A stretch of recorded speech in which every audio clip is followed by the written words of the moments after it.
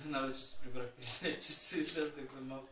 Трябваше да ходя на една среща на какво беше? На съвета на представителите. Трябваше да ходя. Защото така ми беше, как се казва, повисите, че трябваше да ходя с темпо президента на тази презентация. Моля? Ами не, всъщност тя беше за 6 часа вечерта. Тя приключи за около 45 минути, след което двамата с толкова излезаха на мънка и започваме да си говорим за Бог ни тя, да защитят с вами и за абсолютно всичко. Прегръщахме се, пяхме си баджани. А то знаеш ли го, та мелодия не я знаеш ли? То баджан ми е много любим, трябва утре да го изпеем пред муртите, обаче аз знам една друга мелодия. Сега ще изпея другата мелодия и си пяхме баджани да единеш. То точно пред нас беше, обаче Джанет се преценила че ме няма. Има много стереотипи за Ню Вриндан. Мисли си пак, веднъж са мислили.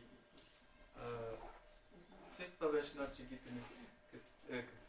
Какво могат да измислят за Ню Вриндана, да го направят туристическа атракция, да се разликваме, че може да бъде a place to die for. А другото е a killer destination. Killer destination. Как ти да?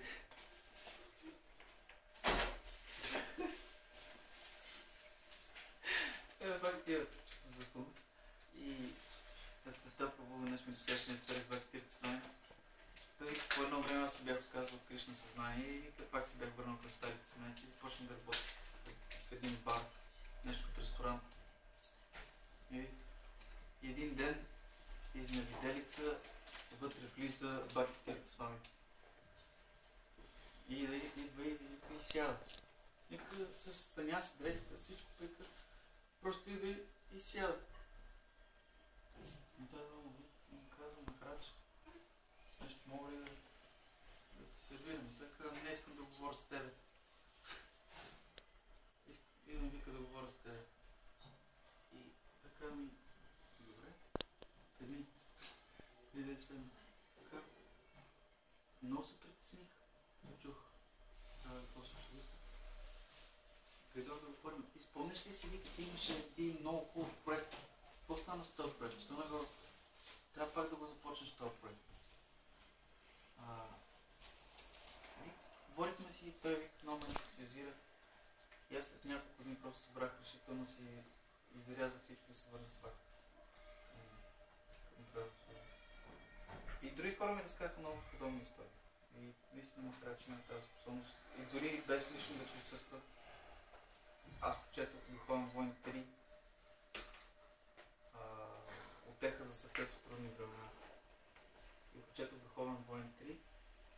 И Махарадж просто има тази способност дори да не е физически при тебе. И има тази способност да го прави.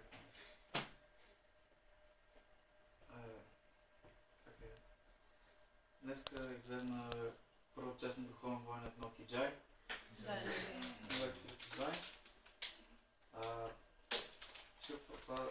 Баки Тиртисвами каза, всъщност книгите на Шила Прабхупада са основното ни ясно. Книгите на Шила Прабхупада са основното ясно. Така за нашите книги, моите и на моите духовни брати, те са подправка към основното ядене. Може да ги четете, за да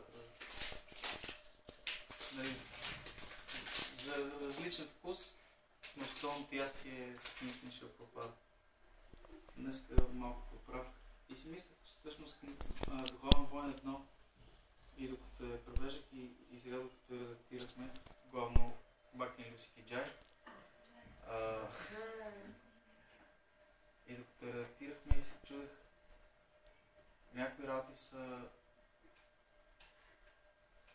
много авадута за туризъм, за моето разбиране. Махарадж е веригин.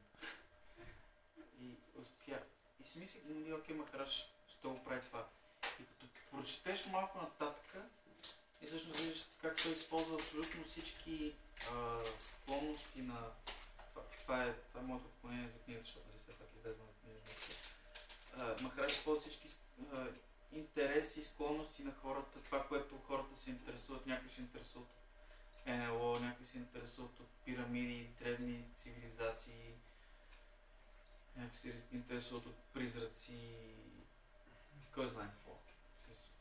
Още точно интересни части. Някакви такива интереси, които ние знаем, че не са трансцендентални, дълбоко